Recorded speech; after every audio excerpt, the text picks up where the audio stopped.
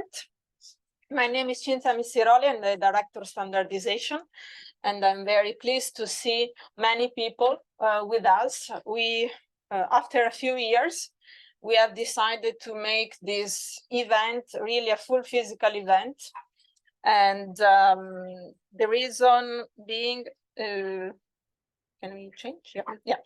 The reason being that we really believe that is a good opportunity for people to exchange other than just listening in, but really exchanging with each other among the technical committee's officer, but also with the people here in CCMC. We think that it is really the added value of this event. So you're in CCMC this morning. I don't know if this is the first time for you, for many of you, I believe, at least. And just to let you know that this is, and you can find it also on our website, how we are organized. There are different departments, but the key one is the one for you for standardization, where you will see that there are the main contact points for you, the technical project managers that are supporting your daily work, and as well as the list of all the editors. So if you want to, again, you will receive the slides, but it's mainly to show you how we are structured within the CEN and CENELEC management center. And you will see, other than the director standardization, we have other key directorate, the one on policy and partnership, where my colleague has sitting here next to me is part of, and she will be here with you the whole day today and tomorrow as well, to support you in case of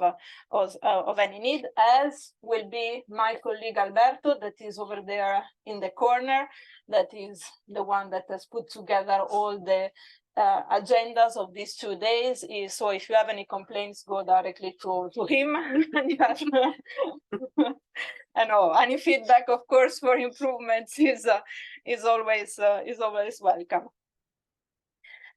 Then we have another department that is one on market perspective and innovation, for any questions that you might have related to research and how research can contribute to the standardization project, as well as all our external relationship. I would say that for you, these are the key 3 departments within CCMC. As I mentioned, these sessions are really being developed for you. In certain instances, there might be things that you have already heard, in other instances, there might be new things. But what is most important is we believe this is a moment of really cross-fertilization, and to get to be acquainted not only with us, but with fellow colleagues, and also to learn about the latest development. I will go through quickly, and I will touch upon a few main concepts in my presentation, but then you will have colleagues that will go much more into details in many of the concepts that I will cover, because I only have 20 minutes. So of course, as you see, the breadth of the information here it's very vast, and you will get additional and complementary information throughout today and tomorrow. So, but let's start. What are the actors of the European Standardization System? Well, we wouldn't be here if it weren't for the CEN and CENELEC members. CEN and CENELEC are a membership-based organization, and we have members coming from 34 countries. As you know, our membership goes beyond the EU27 member states, and it might be growing more in the coming few years. CEN and CENELEC and the role of CEN and CENELEC is framed by a regulation, that is Regulation 1025/2012, that is the standardization regulation, that not only recognize CEN and CENELEC and ETSI which, as you are aware, is the third standardization organization, but I also refer to which international standardization bodies are relevant for developing standards in the frame of regulation, and hence, as the one of CEN and CENELEC can also be cited in the official journal whenever needed, and in this case are ISO, IEC, and ITU. As you are aware, there are many other standards development organizations that define themselves as international, but they are not in the sense of regulation 1025, and hence their document cannot be referenced in the official journal of the European Union. Well, we work, as I mentioned, we wouldn't be here without our members and without the stakeholders that are supporting the work of our members. We really work according to the national delegation principle.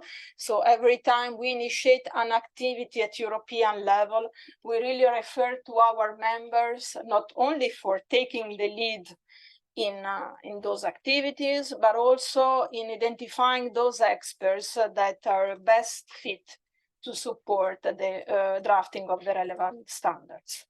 And regardless of those initiatives, and these to develop standards comes from following a request from the European Commission, or are put forward by the members, all these initiatives could not be carried out if there wasn't any support from the markets, and if there weren't any industry or any stakeholders that would support their development. Of course, in technical committees, we not only have the representative of our members, but we have representatives coming from partner organization of CEN and CENELEC, or an organization representing societal stakeholders, SME stakeholders that have the possibility to participate directly in the work of the technical committees, as well as federations representing particularly interests that are relevant for the work of the various technical committees.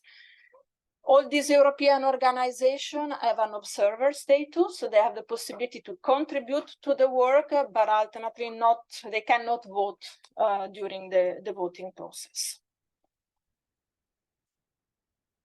And we have a guidance that you might be familiar with, that is a CEN and CENELEC Guide 25, that really defines how this European organization can interact and intervene in the work of our technical committees, what are their rights and obligations.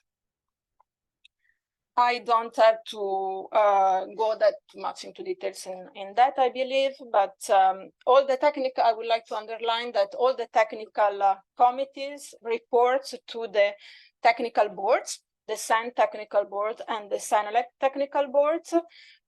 When we have joint technical committees, like the one on quantum technology that it was recently established, on artificial intelligence, this joint technical committee reports to both technical boards. The technical board is really the main governing body that takes decision when it comes to technical matters. So when there are specific requests or to manage conflict, the technical board is the body that really is there to facilitate the standards development process. And the technical board is composed by one representative per member, and decisions are taken by correspondence every week. We have a dedicated team that processes a series of decisions by correspondence to be submitted by the technical board that have an impact on the work of the technical committees. And here in CCMC, we have the secretariats of the technical board, and I'm the secretary of both technical boards. The technical boards are done by correspondence. We may meet 2 or 3 times a year. We had 2 over the past year, and now we are starting to meet again 3 times a year. And in CEN, we also have what we call the VTTCNG, that is a let's say, a smaller technical board that is really responsible to improvement schemes related to the work of the technical committees. Here a summary of the main responsibility of the technical board. Why we insist on this body? Because it's really the governing body, to which the technical committees need to report to, and that is the one that is taking decision relating to processes and products that, as I mentioned, have a major impact on the technical committees. Some of the decisions of the technical that are under the responsibility of the technical boards are also delegated to the technical committees. This is really also to simplify and streamline the procedures.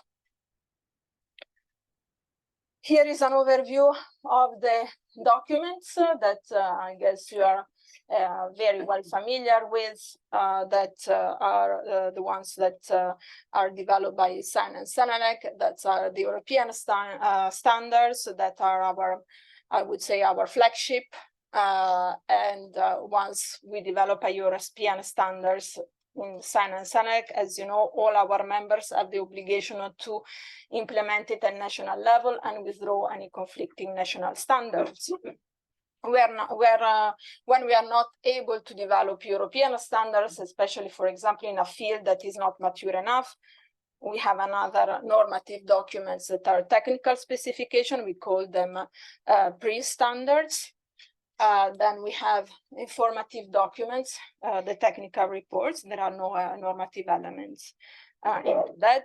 And of course, as you know, there is a special animal that is the workshop agreement, and these are not developed by technical committees, but by specific group that are the workshop, and that for which we don't have the need to respect the national delegation principle, but are based on direct participation.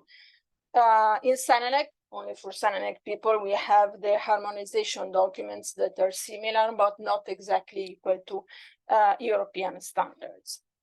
I was very, very brief, but because again, in the specific sessions, you will receive additional information on all the our documents and deliverables. This slide, I think it just summarizes a bit what are the main characteristic of each document, and I have included because I think it's always good to have it at hand, especially when you receive the slides, and that can be reused, and it provides really the main differences among the four documents.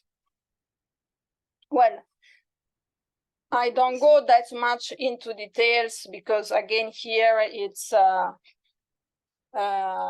you're going to go into the nitty-gritty, I would say, aspects of how to implement and how to work with our international counterparts. But all our members are are also members of ISO and IC. We work very closely with ISO and IEC on a series of projects.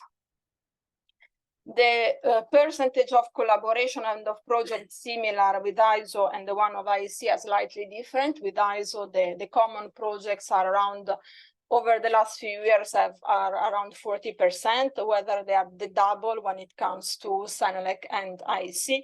This is mainly linked to the nature of the sector that are covered by the two organizations.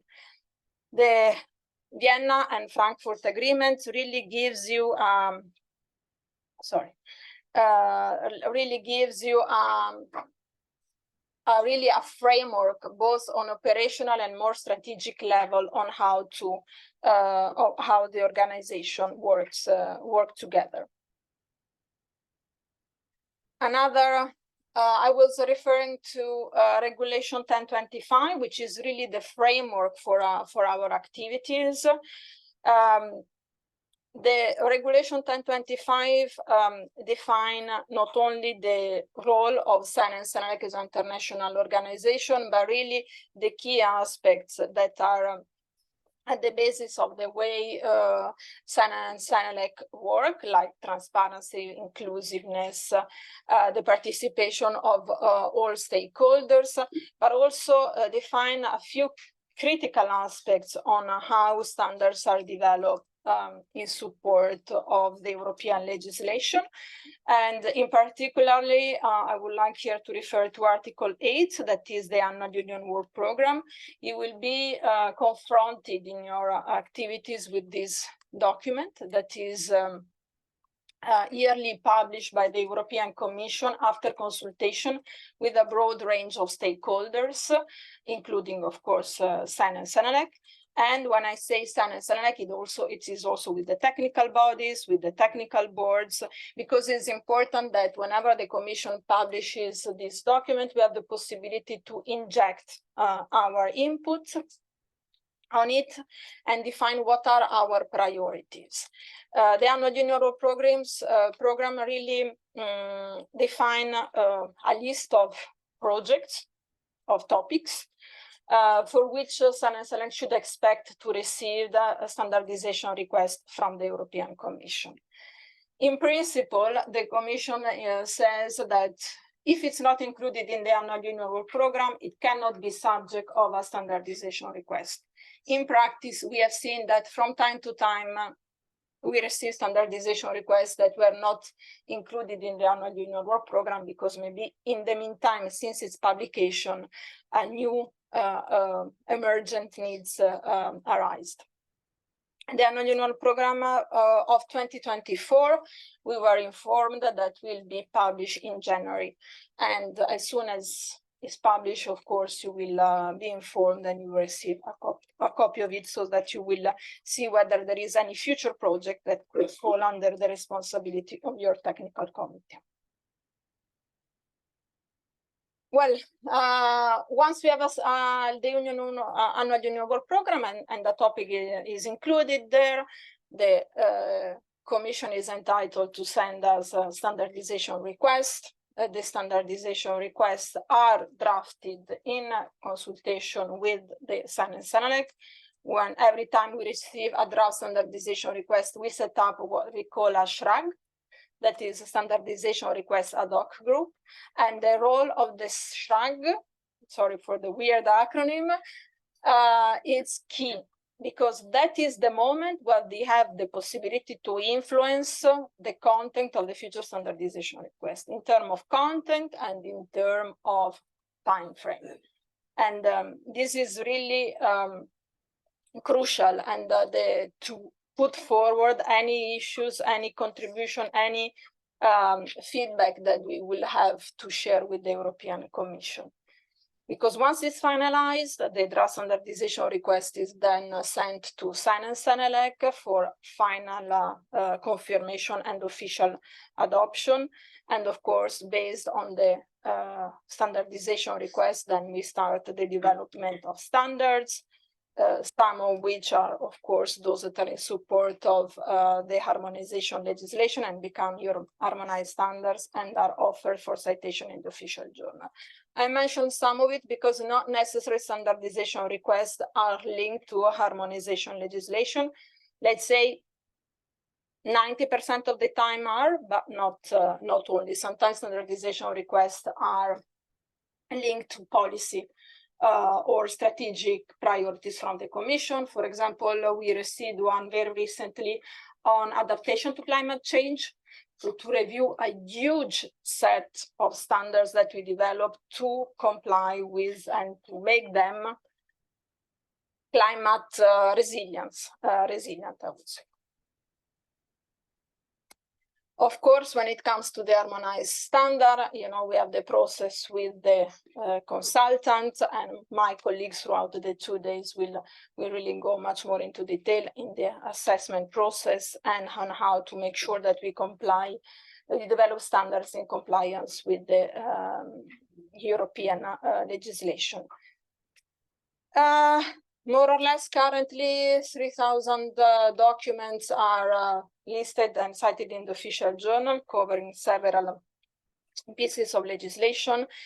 and that they represent more or less 16% of our overall portfolio, but a 17% that demands a lot of interactions with the technical committees and with the European Commission, as you might be aware. Here is just an overview of the areas that are covered by the legislation for which we develop a harmonized standard. And as you see, we go from more traditional sectors like the machinery, the lift, to new and emerging one like cybersecurity and artificial intelligence, for which we will be required in future to develop harmonized standards. Recently, there was a change on Regulation 1025, or better, an amendment that reinforced the national delegation principle. And those changes were included in the version of this year of the internal regulation part 2. And really the focus of the new measures that we have introduced are really to allow the final decisions to be taken by what we call the blue type members, both in CEN and in CENELEC. That means the national standardization body and national committees of the European Economic Area countries. The process has been a long process. The final decision, I think it's a very wise and sound one. Might be sometimes challenging or could have been considerably difficult in its implementation, but there are tools that support the technical committees in making sure that the regulation 22/2480 is actually